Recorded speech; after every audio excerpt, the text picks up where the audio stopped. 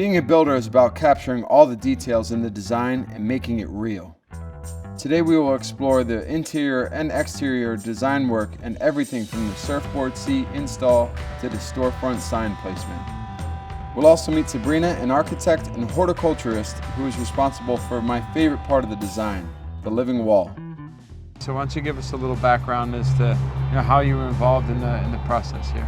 When you're coming up with a project like this, you can talk about it and describe it all day long, but at some point you're going to have to share that idea with other people visually and how to get that point across. There's other people that are involved in the process and they need a clear idea as to what their part of this is as well. So tell me about the living wall. I mean, how many people were involved in creating that from the idea to the actual application and building of it?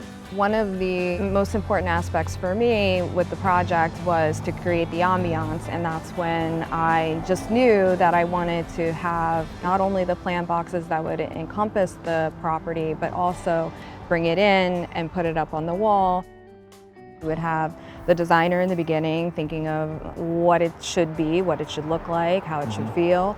And then they pass that information on to a drafts person who does all the planning and communicating the information that needs to be communicated to the carpenter on how we're going to build this. The carpenter's got his tools, he's cutting the wood, he's following the instructions. On this particular project, we also had some lighting that was up above it, so then there's an electrician who's involved with making sure that we have light on our structure. So you're telling me that many tradespeople were involved in not only designing, but also the application process of that living wall. I mean, that's incredible. There's so much opportunity there. Soulberry is just one example of the wealth of opportunity that's out there for careers in the trades. To take an idea, something that just comes from nothing, just an idea, and then figuring out how to build that, how to make that real, and who's involved in making that become a reality. Yeah, you just have to find what we're passionate about and put all our heart and soul into it and see where it takes us.